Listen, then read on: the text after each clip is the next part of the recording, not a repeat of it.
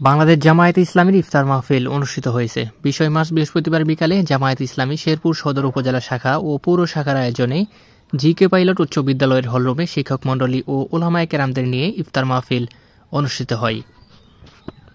ইফতার মাহফিলে জেলা জামায়াতের আমির মাওলানা হাফিজুর রহমানের সভাপতিত্বে প্রধান অতিথি হিসেবে বক্তব্য রাখেন বাংলাদেশ জামায়াত ইসলামীর কেন্দ্রীয় ছাত্র শিবিরের সাবেক সভাপতি ও জামায়াতে ইসলামী মনোনীত শেরপুর সদর ১ আসনের সংসদ সদস্য প্রার্থী হাফেজ রাশিদুল ইসলাম।